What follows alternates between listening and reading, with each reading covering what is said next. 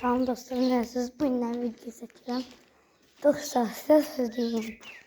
Sabah mənim haqqımda Heydər Əliyevdən bir yerdə. Mənim haqqım sabah maynəmə. Allah haqqı. Mənim haqqım sabah. Təbrik edirsiniz mənim dostlar. 9 yaşına girəm.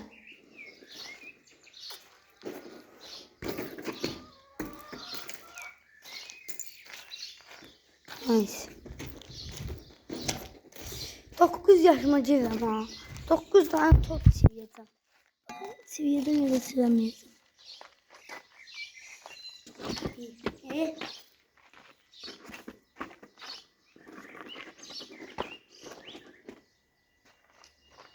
iki, üç, dört, beş, altı, yedi.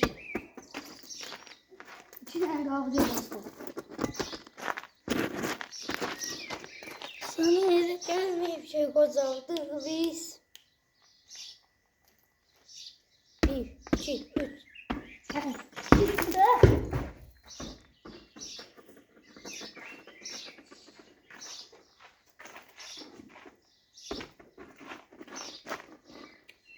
Bu ne oluyor?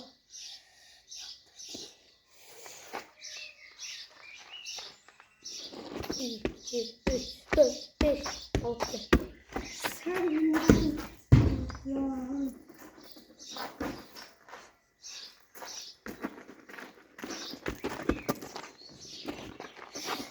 ben ne yapıyorum dostlar, ne var? Sakın da bir kayıp içinden de bir. 1, 2, 3, 4, 5.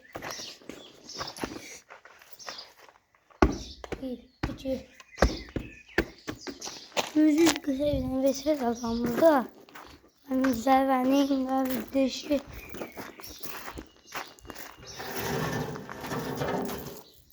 Bir var.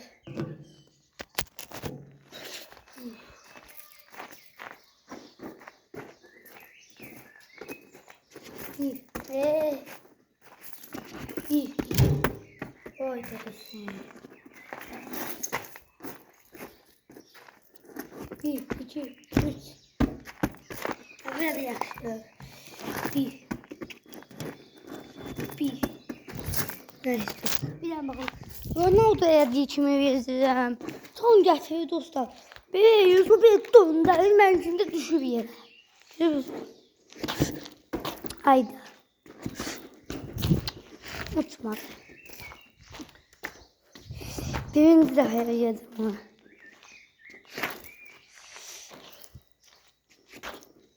Gözü bak. Evet, sen yine seçtim sizi. Haydi.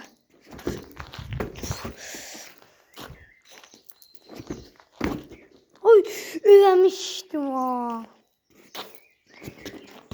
Uçmuyor ahı. Gözü bir an oturdum sonra.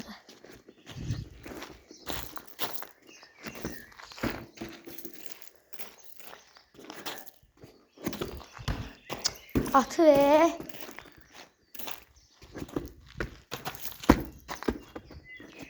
çözüldü yine.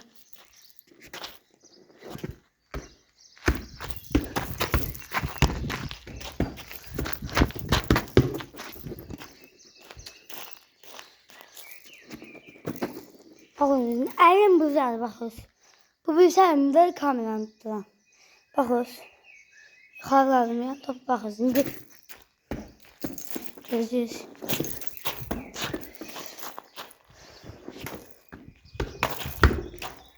Uy, dödü.